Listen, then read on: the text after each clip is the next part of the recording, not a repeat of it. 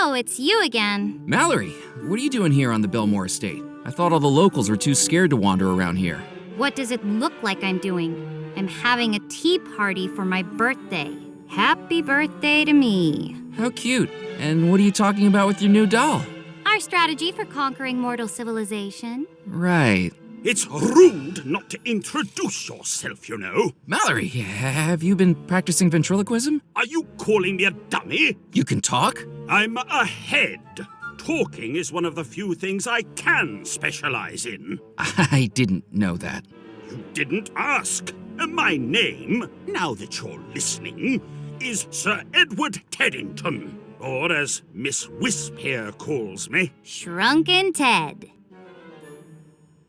You're not doing very much tea drinking at your tea party. I couldn't get a handle on the physiology of it. No arms, hands, or esophagus makes this a little trickier than it used to be. And I am drinking it. Watch. Not a fan? Maybe it's an acquired taste. But an important one to acquire. Tea was the fuel of the British Empire. Then maybe it would be better in a gas tank. Mallory was handling the teacup with the tentativeness of a toddler being given castor oil. May I have a cup of tea? Nope. Now, Mallory, what were we saying about manners?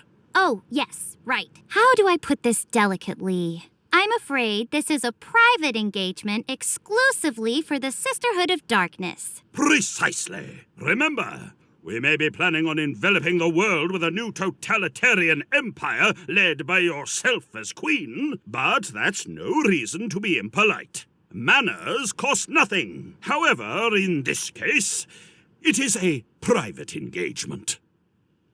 Could I have your teacup if you're not drinking it? I am drinking it. Well, I would if it didn't taste so bitter. Mallory, you shouldn't be inside the Bellemore estate. Don't you know about the disappeared wedding? You're asking a little girl about murder, black magic, and broken hearts? Sorry, I don't want to give you nightmares. Are you kidding me? I love this stuff! I wrote a paper on it last semester that prompted a parent-teacher intervention. Haven't you seen the Phantom? The grumpy guy in the tall hat? Yeah, I've seen him through the windows of the house. Doesn't he give you nightmares? Sure does, but those are the kind of dreams I like. Do you know Sebastian Bach? Unfortunately. Why didn't you tell me? I did. Okay, yes, you did, but didn't you think it was worth mentioning he was a ghost? I didn't think you'd be interested. Most grown-ups just don't believe me. So you can see ghosts? Ugh, I wish I couldn't. Most of them don't shut up, wailing through the windows all the time. Sebastian's the worst, the booger-brained bighead. Thinks he knows everything. But the ghosts weren't visible until I cast the summoning spell. To you, maybe. I mean, they're a lot more visible now. They were just shadowy, glowy things before. The fact that I conducted an occult spell seemed to be lost on her. Knowing what I did about her, she probably did the same every day before breakfast. It was Sebastian that made you get the tin boat. He altered the toy catalog. I knew it! Well, that's it. He's going to the top of the hit list once I'm queen of the universe. If you see him, tell him Pock's in for a shock. So, Ted, that whole time I was carrying you around in my pocket... Picking me up and stuffing me inside your vest without even a good evening? That's the living for you nowadays. Rude. I'm very sorry. I've just never encountered a shrunken head that could talk to me before. Maybe you have, and you just never introduced yourself. I suppose, but I can't go around introducing myself to every inanimate object that I'm carrying on the off chance that they're supernaturally possessed, can I? Did you just call me an object? That's objectification right there. How did you end up as a shrunken head, Ted? Can you believe this, Mallory? Asking about physical impairments just as brazenly as you like. I'm sorry, I didn't realize it was a sore subject. Well, I'll tell you anyway. Me and the old boys were embarking on a race to the Caribbean, known as the Coconut Rally. 14 days, 14 islands, with only what you can carry on your back to sustain you. It was all going so well, until day 9, when I was told to seek out a tribe of pygmies. Perhaps I got a bit lost, because the village I found was populated by villagers of average height. Didn't that clue you in that you were in the wrong place? I thought maybe they were just exceptionally tall pygmies. Hindsight's a wonderful thing, you know. They were a very welcoming people, filling me up on pork and bananas, a nice hot bath in a pot they hung over the fire. But it turns out they held a different philosophy when it comes to head placement and proportion. Still, no use grumbling. That's not the British way. Stiff upper lip. That's what we need.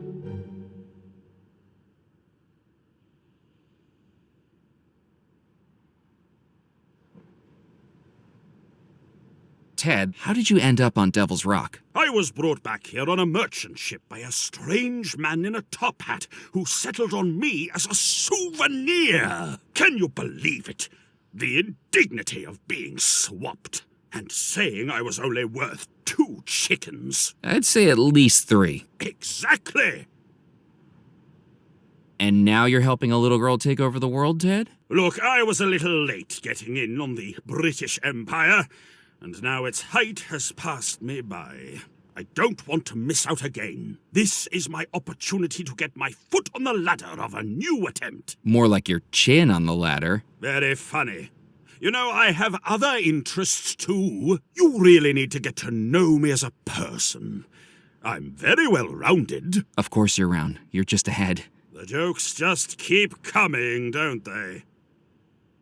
Well, I'll leave you two to your plans. Long live the sisterhood!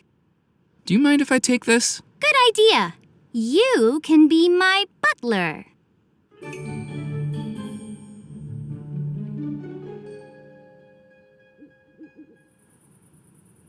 An old carriage wheel sat discarded in the grass.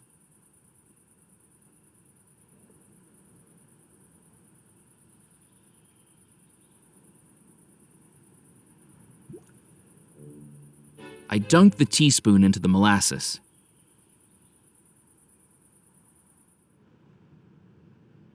Then we bribe the kindergarteners and use them for espionage. Shh, shh, shh. He's back.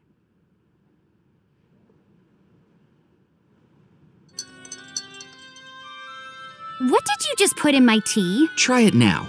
Careful, Mallory. It could be poisoned. Does this dope look smart enough to brew poison? Good point. He'd probably give it a taste test. Bottoms up, my girl. Drink on.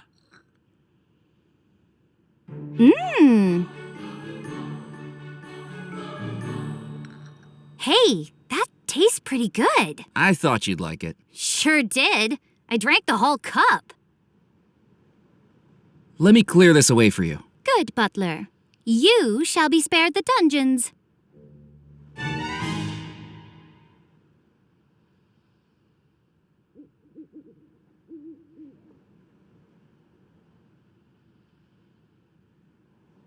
It was strange to think that I'd been supernaturally trapped within the house, and that despite that, I felt compelled to go back in.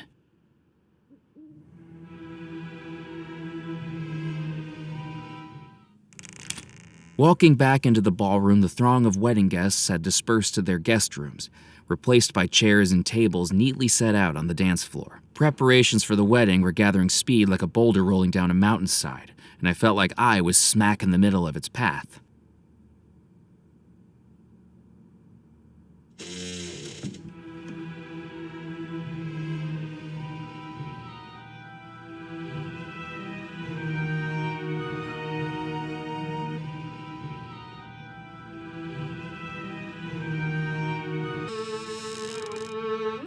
Welcome back, Murphy McCallan. Take a seat.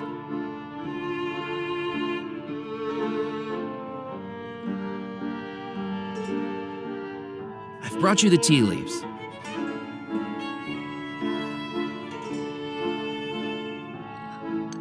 Wonderful. That will work to contact Yardley. Be quiet now, Murphy. I need to concentrate.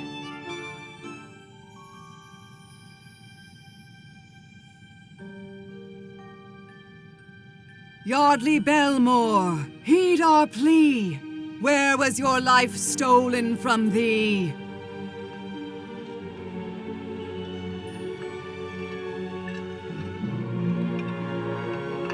I sense a crypt, deep below the ground where Yardley, unknown to him, has been drugged. Among alcoves of the dead, Yardley is still alive as brick by brick.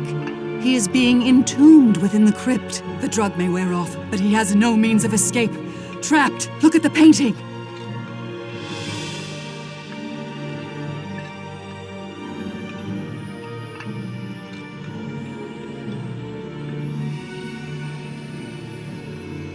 Yardley's body is still bricked up inside that crypt.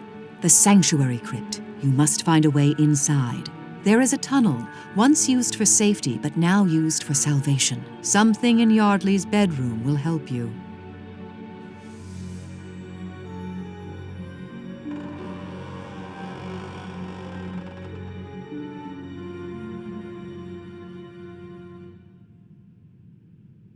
I have some more questions. Ask away. Are you the one people in the house call the parlor witch? I've heard that they do. The Bellemore brothers approached me to help research the coffin stone. The brothers did everything they could to understand it. A never-ending investigation into science and the supernatural, ranging from the Atlantic to the Pacific. To my deep regret, I was never able to find a way to destroy the stone's power. With no way to destroy it, the only option was to lock it away where no one could find it. In the vault beneath the house? That's right. Deep below the house, within a labyrinth of caves, where we pray no one finds it. The last time I messed around with this kind of thing, I ended up releasing an evil spirit. Yes, I sensed what happened with Dr. Moray. I'm afraid that man was lured in by theatrics and promises of power he never actually held. It looked like he had powers to me. Rackham's spirit had been reaching out for someone he could dupe, but Rackham was always the puppeteer. Moray had no powers whatsoever, except for those manifested by Rackham. I should get back to trying to open the vault. May fate be in your favor, Murphy.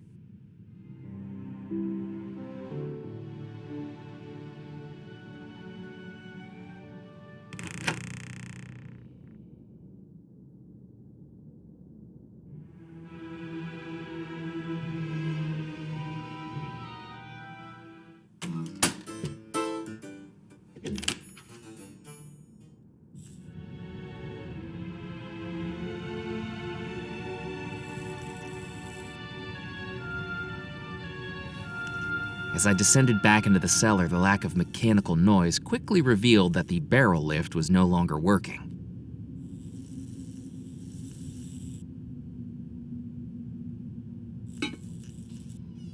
I took the chamber pot back off the machine.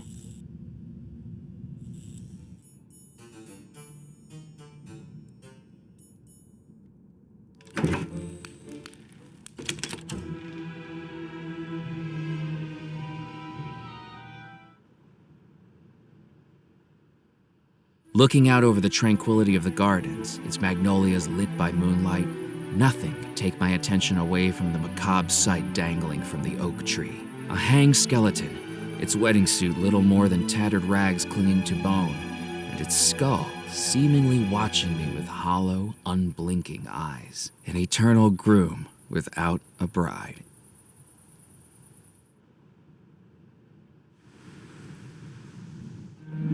Life continued on in Dead Nettle, its citizens oblivious to the supernatural struggle happening on the far side of the island. Even with their predilection for local legend, I doubted they'd believe me if I told them. Welcome back. Would you be able to polish my brooch again? Goodness me, what have you been doing with it? Oh, you know, just the usual wear and tear. I don't know how anyone does this much tearing while wearing. But hand it over and we'll shine her up.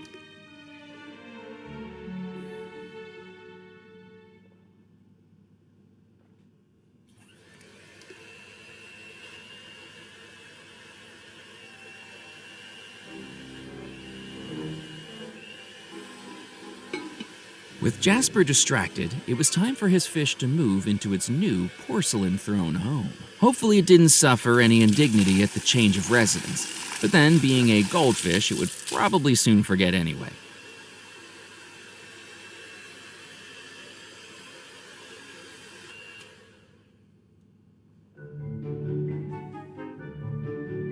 Here you go. I've wrapped it in a little tissue paper this time so it doesn't get dirty again.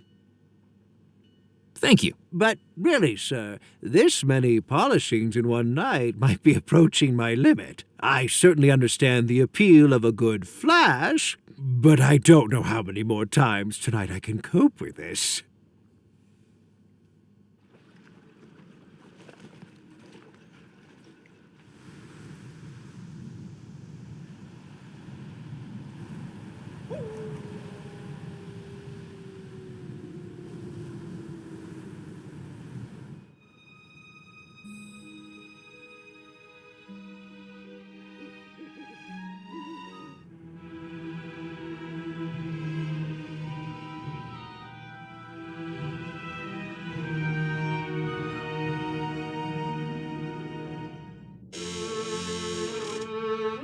Welcome back, Murphy McCallan. Take a seat.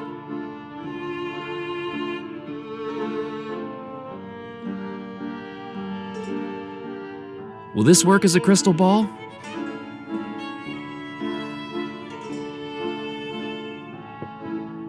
Considering our circumstances, we will have to make do.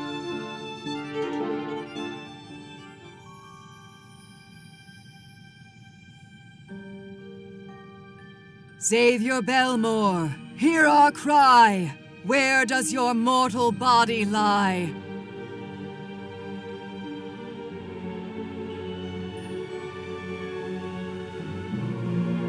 I sense a cave on the island coast. Waves thrashing, wind howling, and two figures exploring its darkest depths. Xavier and Rackham.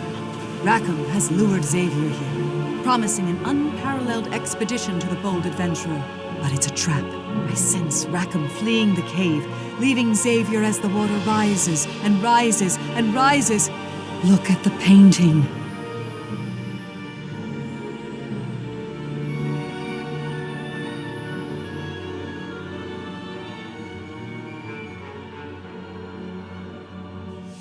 Xavier's body still lies in that coastal cave. I feel much danger there, but you must get a boat and cross the sea to reach it. I sense something in Xavier's bedroom might help you locate it.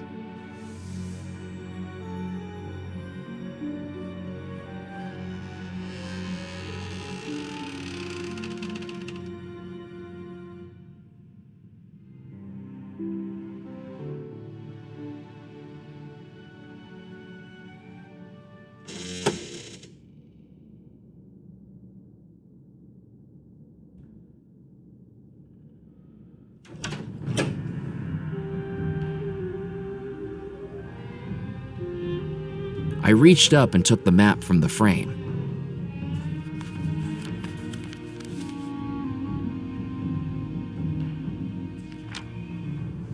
As best as I could tell, this was a genuine pirate treasure map. The island I recognized as Devil's Rock, but what stood out to me was the large X in red ink on the southern coast, marked Crossbone Cove. At least I hoped it was ink.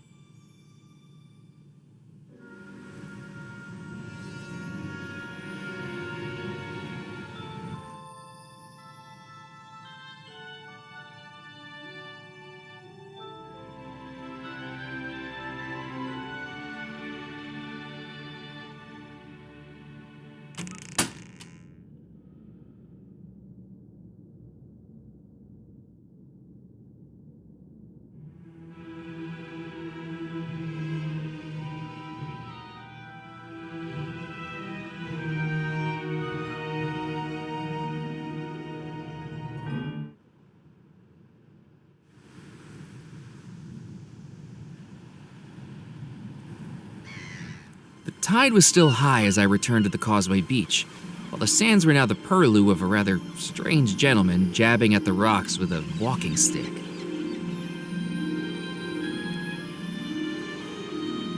Careful where you step. Look, another one. Another what? A pebble. Don't step on them. There are pebbles all over this beach. There's not many places I can stand that don't have them. But they could be important.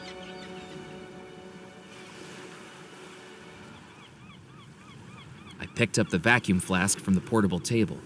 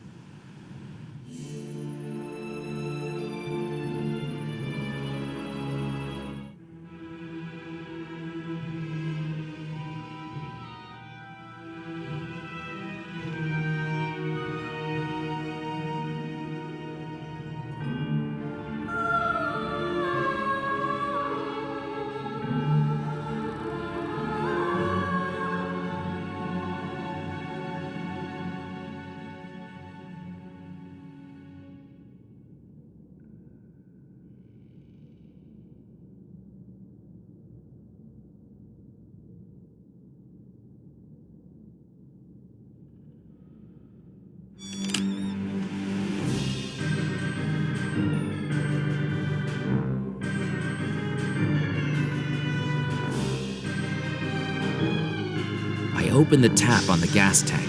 Nozzles hissed, a cloud of cold mist billowed out, and from the machine came a smattering of dry ice.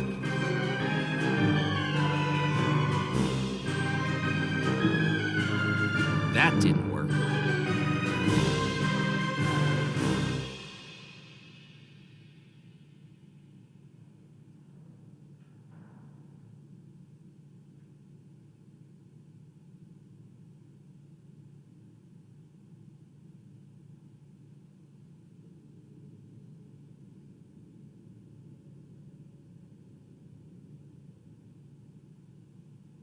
I collected the dry ice in the flask. That would keep it from melting, at least for the time being.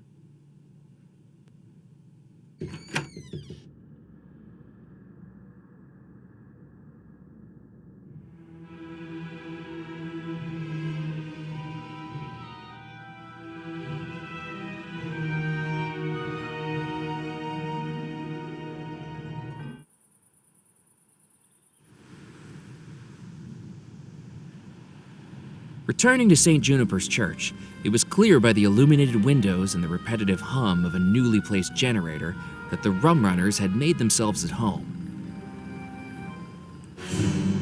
Musket! Did you hear that? Will you stop twitching, Morris? You're making me nervous. Sorry, boss. I just don't know if we should be doing this. Doing what? Using a church for morally dubious activities. Theology lays out pathways and guidelines to keep us on the moral road to righteousness. Did one of those barrels hit you on the head, Morris? Quit your belly aching. What's the worst that could happen? I'm getting the spooks, boss. This church has a lot of dead people. What if they don't like us being in here? Is that what you're worried about? Ghosts ain't real. Now hush up about it. I don't know, boss. The scientific consensus on paranormal activity still seems to be inconclusive. I read a book about it last week, and it's really giving me the heebie-jeebies. What have I told you about reading? It's no good for you. It gives you delusions of grandeur and indigestion. Sorry, boss. Just for the sake of argument, this book you was reading. What did it say about ghosts? It said that there are 3 signs for detecting paranormal activity. What's the first sign? First, the temperature drops as the ghost's presence descends upon the locality. Well then, until we start getting the chills, there ain't nothing to worry about.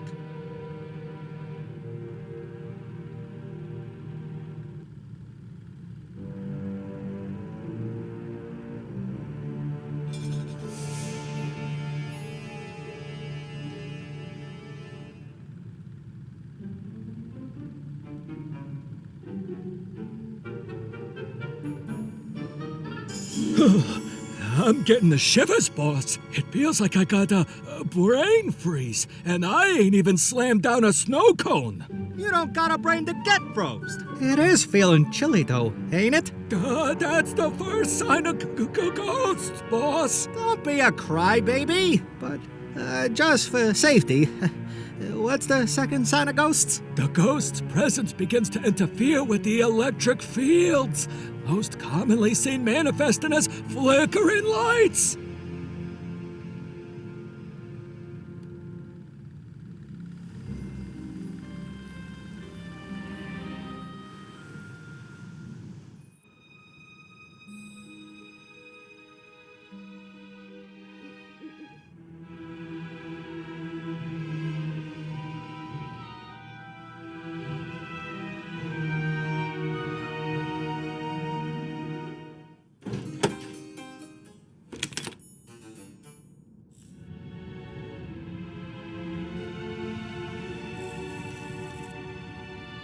Looking at the fuse box, it was clear to see why the barrel lift no longer moved. The fuse had blown, taking the small glass cover with it. With questionable regard for my own safety, I pulled the damaged fuse from its socket.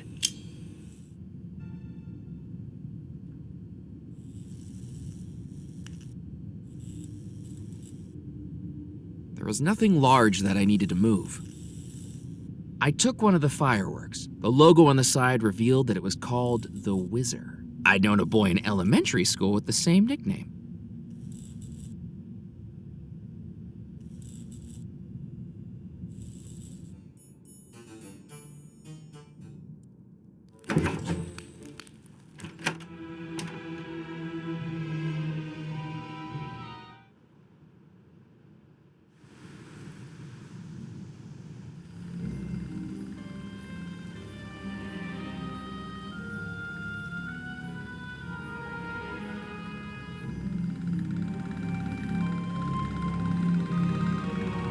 If flickering lights were what would scare the rum runners, it was time to do some rewiring. I turned the dial to redirect the electricity through the faulty fuse.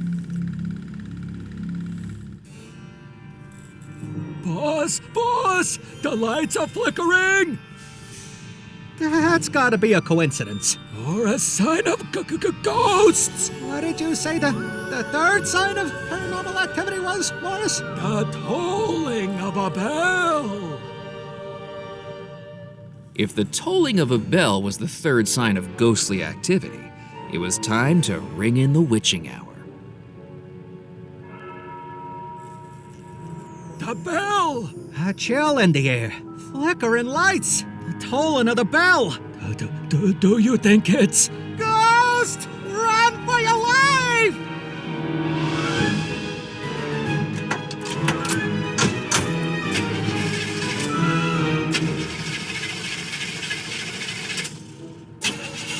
Start, you blasted car!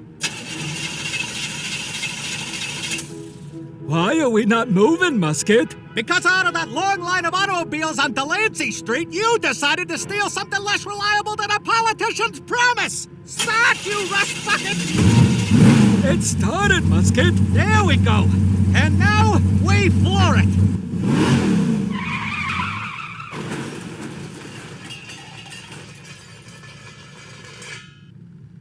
We crashed, Musket. I can see that we crashed, Morris. Well, there's only one thing we can do. What's that, boss? Run for our lives!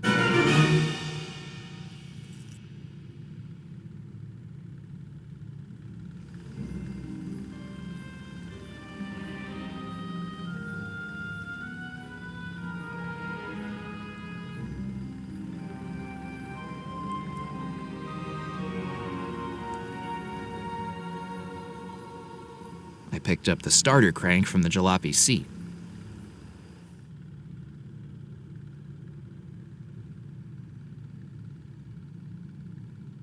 The window is even more beautiful in person, adorning the altar below it like a crown. And that's when I noticed something. Below the window was a cross-shaped indentation in the wood that made me think something was missing. Taking the book, I realized it was an old Bible, with a thicker layer of dust than a nudist's summer wardrobe.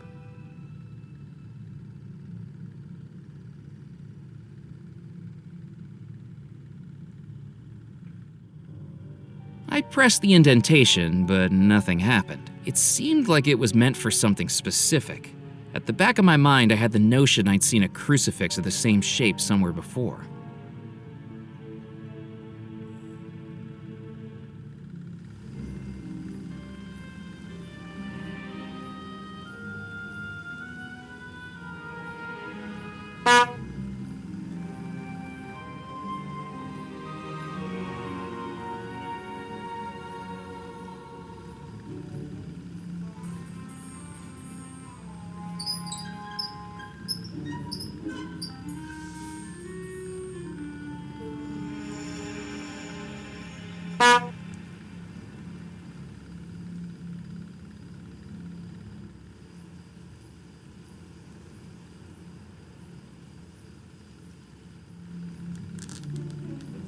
Deciding the jalopy was so beat up that a little more damage wouldn't be noticed, I cut open the stitch.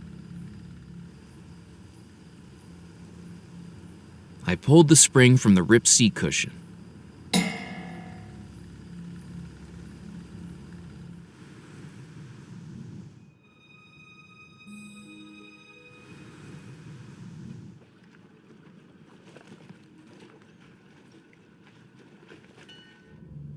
What a piece of junk! So much as a nudge and the whole thing locks up. Work, damn you!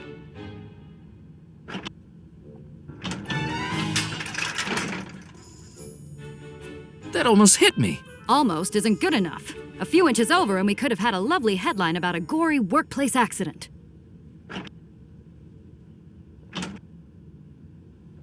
Maybe if I put that there. Maybe this will help? What do you think you're doing? I fixed it for you. I'm going to need to recalibrate the whole thing now. No need to say thank you.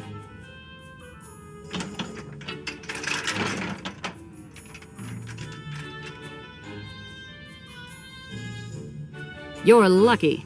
There's something fishy about you, Murphy McCallan. I can smell a story on a person like rotten eggs in an egg salad.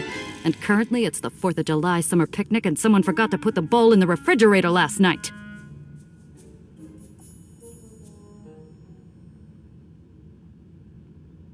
I picked up the freshly printed sheet of paper. It was a typesetter's calibration sheet.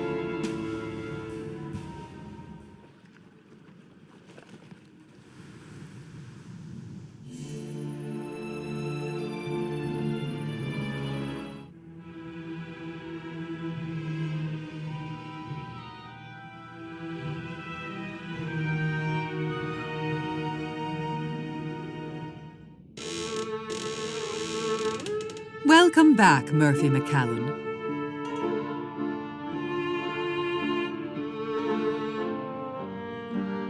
I found something that could be used as a spirit board.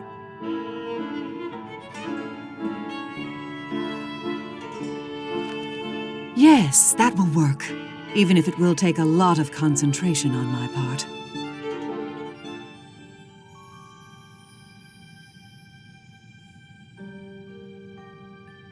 Cecil Bellemore, we now implore, where do you rest forevermore?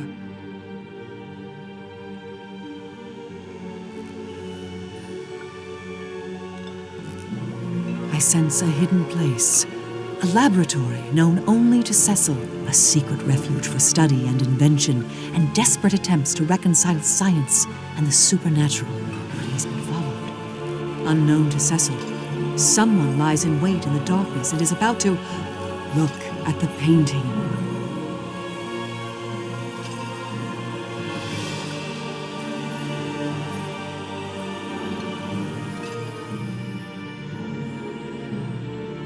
Cecil's body lies in a hidden laboratory, and you must find it. Cecil never told anyone where he conducted his work, but in happier times he created a treasure hunt for his brothers, were they ever to seek him out. That is your lifeline, Murphy. Follow the trail of clues to reach that laboratory. I sense the first clue lies in Cecil's bedroom.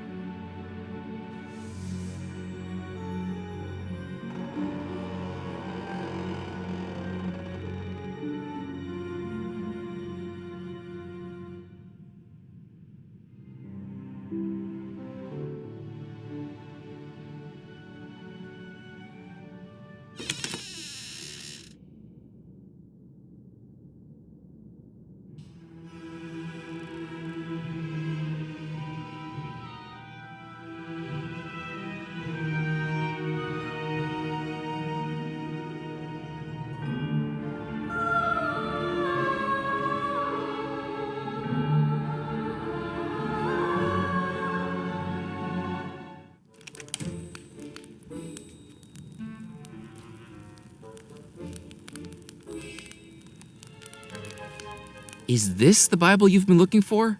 My word, that it is, my boy. Oh, where did you find it?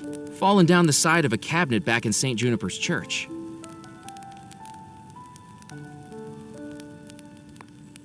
People do say they find faith in the most unexpected places, but down the side of furniture is certainly one of the most common. I'm most indebted to you. Is there anything I can give you to show my appreciation? Actually, I did have my eye on that crucifix you're wearing. Ah, are you looking for spiritual guidance, my child? Absolutely. Particularly if it guides me to something hidden in St. Juniper's church. Then I shall give it to you with my deepest thanks.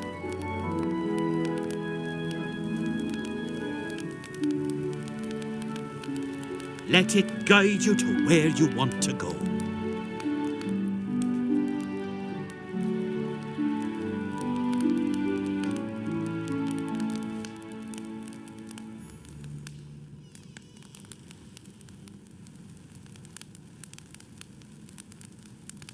What a relief! My Bible returned to me. Why, if I hadn't gotten it back, we would have had to cancel the wedding.